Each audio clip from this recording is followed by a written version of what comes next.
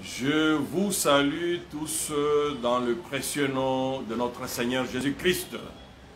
Encore une fois ce matin, nous venons pour partager une nouvelle qui est la plus bonne que nous puissions avoir, qui est l'évangile du Seigneur Jésus-Christ. Sans tarder, nous allons prendre notre écriture du jour. Nous prenons Apocalypse, chapitre 3, le verset 20. Et nous lisons au nom du Seigneur Jésus-Christ. Voici, je me tiens à la porte et je frappe. Si quelqu'un entend ma voix et ouvre la porte, j'entrerai chez lui, je souperai avec lui et lui avec moi. Ce matin, j'ai voulu prendre notre sujet dans ce verset que j'intitule « Voici, je me tiens à la porte ». Mais ça, c'est le Seigneur Jésus-Christ qui l'a dit lui-même pour cet âge de Laodicée. Il est à la porte de ton cœur ce matin même. Notre vie ne change pas. C'est ça le vrai problème. Pourquoi? Parce que nous venons à l'église sans comprendre pourquoi nous sommes venus à l'église. Souvent parce que nous sommes sous influence des parents, des amis, de l'époux, de l'épouse. Nous venons à l'église par un mouvement. Alors, quand vous venez à l'église par un mouvement, votre vie ne va pas changer. On peut t'inviter, c'est une bonne chose.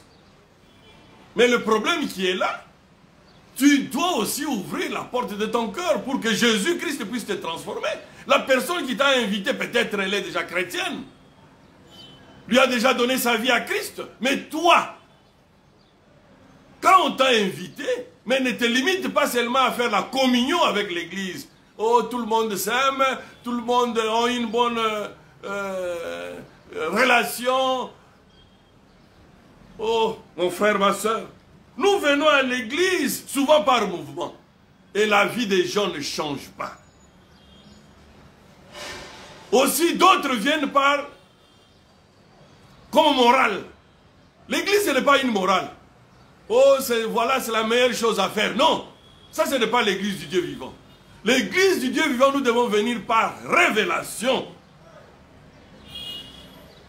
Parce que tout ce qu'on peut vous montrer, vous attirer, vous faire lire la parole, ça ne peut que vous donner une bonne influence. Mais quant à la délivrance, la véritable délivrance de ta propre personne, tu dois être concerné.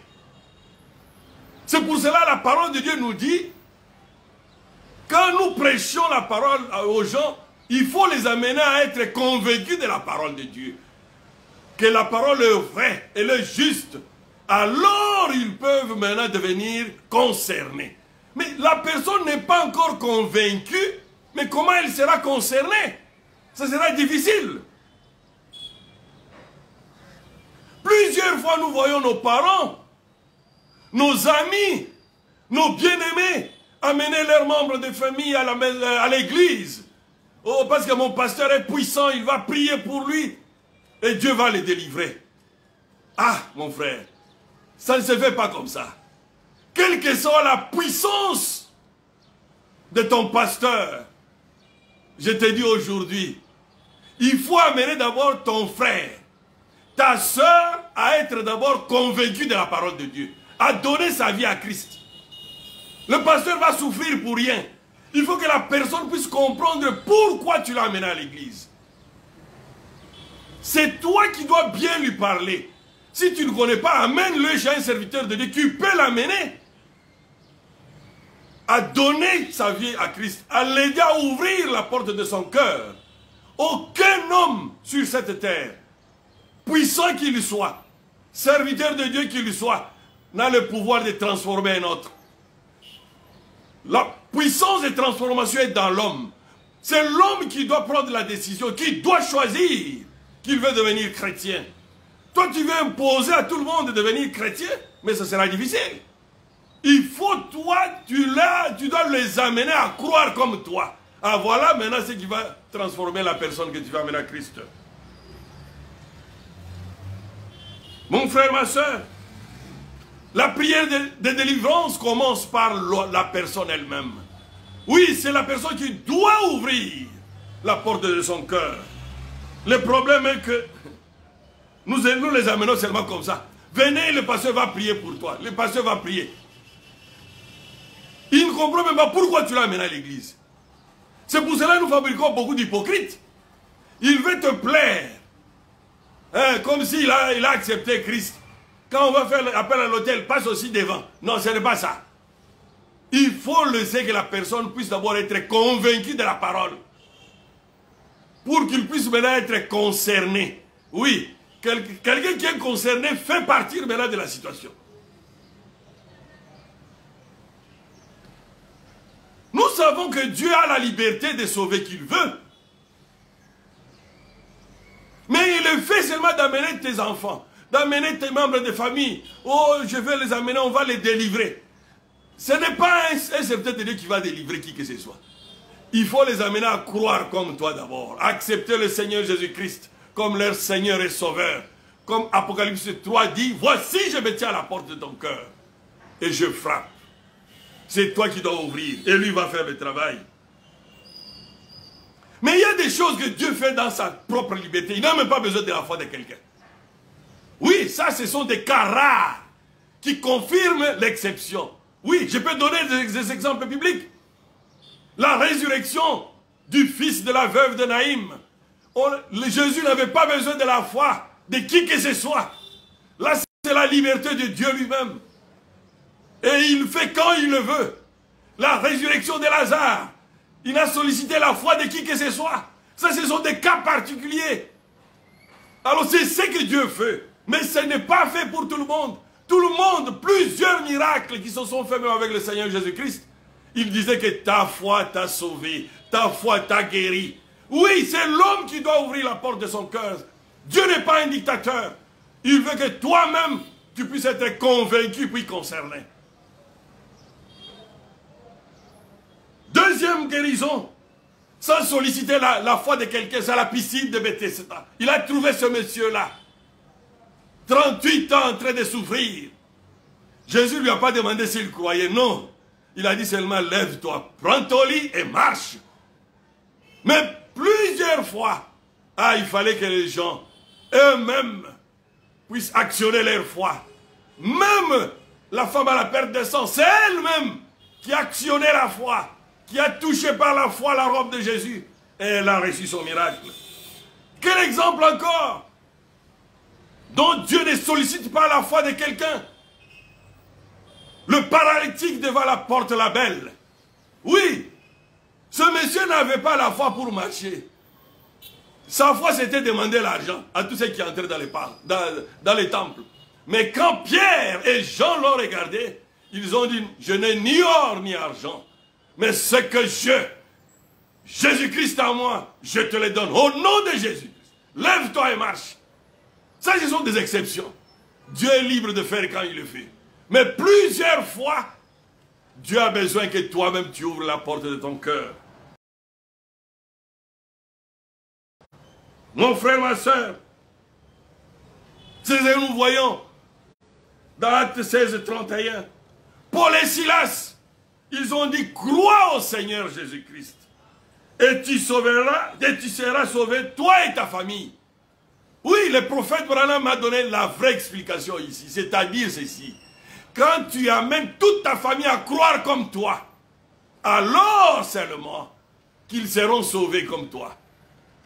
Parce que, pourquoi pas?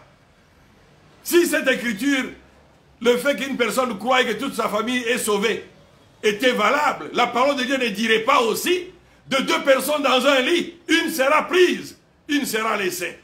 C'est que tu dois amener ta famille à croire comme toi. Alors c'est ce qui va t'aider. C'est ce qui va amener aussi que ta famille puisse être sauvée. Mon frère, ma soeur, c'est toi qui vas au ciel.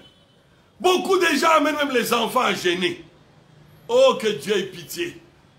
Un innocent qui ne connaît même pas pourquoi tu lui prives la nourriture. Il commence même à avoir de mauvais souvenirs dans cette église que tu es en train de l'amener. Un enfant, qu'est-ce qu'il a fait pour le pousser à gêner? Mon frère, ma soeur, la délivrance ne vient pas en gênant. Le jeûne ne nous amène que la puissance. Mais la délivrance, c'est l'homme qui doit ouvrir la porte de son cœur. Si tu ne te répands pas sincèrement, tu as toujours des péchés inconfessés. Même si tu jeûnais un mois, tu ne manges rien, tu vas mourir avec ces péchés-là. Tu dois ouvrir la porte de ton cœur, tu dois te repentir. Voilà la vraie délivrance qui va s'opérer en toi. Le principe de Dieu est là. Personne ne peut échapper à cela. Amène ton frère, ta soeur, ou tes enfants à comprendre d'abord. Tout dépend du choix qu'eux doivent faire. Il faut les amener à faire ce choix-là. Leur expliquer pourquoi il faut choisir Jésus-Christ. Pas seulement les accepter comme des moutons et les amener comme des moutons à l'église.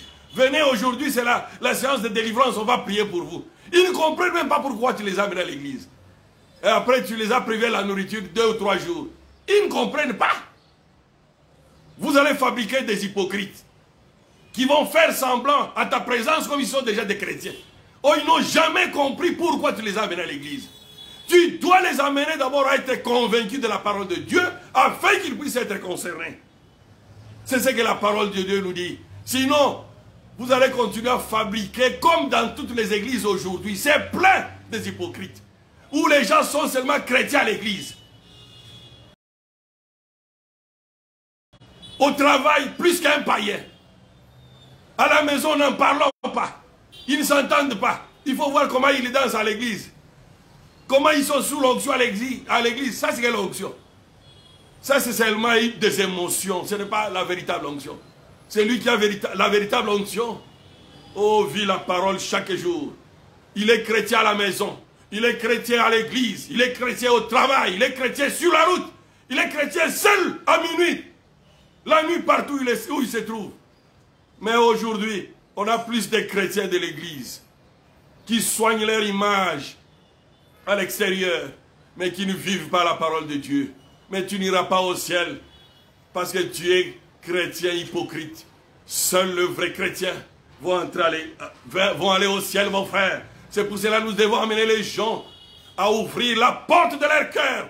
Jésus dit ce matin, voici je me tiens à la porte de ton cœur et je frappe. C'est toi qui dois ouvrir. Afin que Christ puisse entrer et puisse opérer la véritable transformation. Aucun homme aussi puissant qu'il puisse être sur cette terre a le pouvoir de transformer l'autre. Oui, c'est ça la parole de Dieu. Sinon Paul ne dirait pas, oh, je traite durement mon corps pour ne pas avoir, après avoir prêché aux autres, que je puisse rater. Ça c'est qui? C'est le grand Paul, le modèle de tout le monde. C'est lui qui a posé le fondement même de l'église du Seigneur Jésus-Christ. Nous devons amener tout le monde à être convaincu puis concerné. Sinon nous allons avoir des chrétiens fabriqués. Oh, qui vivent autre chose et qui affichent autre chose. Mon frère, ma soeur, nous devons aller à l'église, pas parce que nous avons peur de l'enfer. On doit aller à l'église par révélation que nous sommes des enfants de Dieu. Parce que si tu as peur d'aller à l'église, oh, je te dis ce matin, tu vas aller en enfer. Parce que Job a dit, tout ce qu'il avait peur, c'est ce qui lui est arrivé. N'allez pas à l'église parce que tu as peur d'aller en enfer. Non, tu dois aller à l'église parce que tu es un fils de Dieu. Tu es une fille de Dieu qui croit en Dieu, qui va communier avec son Père et qui va l'aider à marcher chaque jour à nouveauté de vie, avec lumière. Mon frère, ma soeur, la conversion, c'est Dieu qui fait que l'homme puisse ouvrir son cœur. Amenons nos frères et sœurs et enfants à croire d'abord en Christ et à être convaincus de la parole, puis ils seront concernés. Ce qui va produire une véritable transformation. Sinon, quand tu es là, tout le monde est chrétien. Dès que tu tournes le dos, oh, c'est comme on dit souvent, quand il n'y a pas le chat, les souris dansent. Ce n'est pas bon comme ça. Tu es en train de mal faire. Amène tout le monde à être convaincu de la parole de Dieu. Ne pousse personne par la force. C'est un problème individuel. L'homme doit faire son choix dans toute sa liberté et dans toute responsabilité. Quand tu fais ces choix-là, c'est comme quand tu choisis ta femme, quand tu choisis ton mari. Tu le fais dans toute responsabilité. Mais si tu te maries à une femme, par commission, parce qu'on t'avait poussé, tu es l'homme le plus malheureux. Tu dois être responsable dans tous tes choix. Parce que c'est toi qui vas aller au ciel. Et si tu n'es pas aussi sérieux, c'est toi seul qui vas aller en enfer. Mon frère, ma soeur, aujourd'hui, tu peux poser une question à quelqu'un qui vient de l'église. Pourquoi tu vas à l'église? Oh, le premier groupe dit, depuis ma naissance, je pars à l'église. C'est malheureux. Depuis ta naissance que tu vas à l'église. C'est que tu n'as jamais compris pourquoi tu vas à l'église. C'est que ce monsieur part parce que depuis sa naissance, les parents l'amènent à l'église. Mais il n'a jamais compris que lui-même doit être chrétien. Deuxième personne. Oh, c'est une bonne chose à faire. Ce n'est pas une bonne chose à faire comme une morale. À l'église, on va par révélation. Un autre même te dit, je ne sais pas pourquoi je vais à l'église. Peut-être parce que ces jours-là, il n'y a pas de travail. Non, ce n'est pas ça. Ce n'est pas ça l'église. L'église n'est pas là pour former les gens sur le plan de la morale. Non. L'église est là pour transformer les vies. Amener les gens à la nouvelle naissance. Abandonner les désirs de la chair. Abandonner le péché. À avoir une vie renouvelée. L'église n'est pas la religion. Nicodème était un bon religieux. Mais il n'avait pas compris quand Jésus lui a dit, il faut une nouvelle naissance.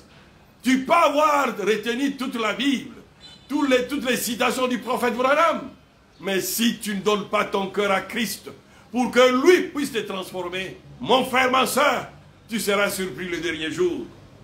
Un autre groupe, il dit encore, je pars seulement par habitude. Il va à l'église seulement par habitude. Oh, que Dieu ait pitié. Nous devons aller à l'église. Parce que nous sommes des enfants de Dieu. Parce que nous savons qu'à l'église, nous allons pour communier avec notre papa. Par révélation. Jésus-Christ n'impose personne. Non. Il est seulement à la porte, il est en train de frapper. Il n'impose personne. Il te laisse le libre choix. C'est ce qui va aussi t'aider à se transformer. Il laisse seulement entrer. Lui, il a la puissance de transformation. Lui peut te transformer. Ma prédication, juste, c'est pour t'amener, te préparer à cela. Mais toi-même, tu dois ouvrir la porte de ton cœur. Alors, il pourra entrer. Et tu verras comment le miracle va s'opérer. Toi qui ne faisais pas 2 phrases, 105 mensonges. Quand Jésus va entrer, je te dis, mon frère, tu verras le miracle de transformation. Tu seras incapable de mentir. Qu'est-ce qui s'est passé? C'est que Dieu a commencé le travail. C'est que Dieu, même devant la punition, est incapable de mentir. Pourquoi? Parce que lui, il est entré dans ton cœur. Voilà l'évidence que quelque chose a commencé avec toi. Mon frère, ma soeur, ce n'est plus bon d'être un chrétien de la religion de ma mère, de la religion de mon père. Non, ça ne t'amènera pas au ciel. Dieu n'a pas de petits-enfants. Il y a toujours des enfants. Nous sommes tous deux enfants devant Dieu. Chacun doit ouvrir son cœur pour faire une expérience personnelle avec Dieu, pour avoir ces contacts personnels. Oh, une preuve que tu l'as rencontré, une preuve qu'il t'a transformé, qui va déclencher la nouvelle naissance, qui va t'amener à changer tes attirances. Avant, quand tu voyais une fille mal habillée, ton cœur battait. Mais quand Jésus entre en toi, oh, quand tu vois cela, ça ne représente plus rien pour toi. Oh, mon frère, ma soeur, c'est ce qu'il faut ce matin. C'est toi qui dois ouvrir. Aujourd'hui, dans cet âge de la Odyssée, Jésus est dehors. Et il est en train de frapper, sollicitant à entrer. Qui peut ouvrir ce matin la porte de son cœur afin qu'il puisse entrer et qu'il puisse communier avec lui, qu'il puisse le transformer, Tu dois avoir ces contacts-là personnels pour recevoir ta transformation. C'est ce qui est capital. Oh, c'est toi qui vas au ciel. Lui seul est capable de te transformer. Il sera avec toi partout. Oh, mon frère, ma soeur, pas le Dieu de maman, pas le Dieu de papa, mais il veut aussi être ton Dieu ce matin. C'est pour cela qu'il t'a dit ce matin, voici, je me tiens à la porte. C'est toi maintenant d'agir. C'est à toi de lui donner l'occasion pour qu'il puisse te prouver qu'il t'aime, qu'il t'a toujours aimé, même quand nous étions repoussants. Et ce matin, il continue à frapper à la porte de nos cœurs. Quand nous étions repoussants, il nous a toujours aimés. Oh, quel homme! Il nous aime sans intérêt. Aujourd'hui, sur cette terre, tout le monde qui peut t'aimer, c'est quand il est capable d'avoir un intérêt. Mais il y a un seul qui n'a pas besoin, qui ne nous aime pas par intérêt, c'est le Seigneur Jésus-Christ. Notre seul Seigneur et seul Sauveur. Il est là ce matin, mon frère. Ouvre seulement, tu verras ce qu'il fera de ta vie. C'est lui qui va te transformer. Ce n'est pas les mains d'un prédicateur, ce n'est pas les mains d'un pasteur, mais toi seul avec lui. Sois sincère seulement avec lui. Que le diable ne te dise pas, ça c'est ta vie privée. Non, je n'ai pas besoin d'écouter tes péchés. C'est toi seul avec Jésus, dans ta propre chambre à coucher, comme la Bible le dit.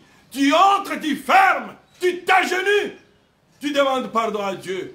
Tu lui dis, d'ailleurs il connaît tout ce que tu as fait, mais il veut que cela sorte de nos propres bouches, de nos propres lèvres. Pourquoi? Parce qu'il y a une puissance dans la confession, il y a une puissance dans la repentance qui va te donner la puissance de vaincre le péché qui t'a tenu captif tout au long de ta vie. Mais mon frère, ma soeur, ce matin, c'était ça ma petite exhortation, pour que chacun de nous qui n'a pas encore eu une véritable expérience avec Jésus-Christ. Aujourd'hui, plusieurs gens vont à l'église, mais ils n'ont pas l'évidence que Dieu existe. Ils vont par habitude. Non, Dieu existe réellement. Mais c'est peut-être que tu n'es pas encore arrivé à ouvrir totalement la porte de ton cœur pour que tu puisses maintenant voir combien il t'aime, combien il est merveilleux. Mon frère, ma soeur, ça c'est un secret que chacun doit expérimenter avec Dieu. C'est pour cela qu'il t'appelle ce matin d'ouvrir la porte de ton cœur. Que Dieu vous bénisse.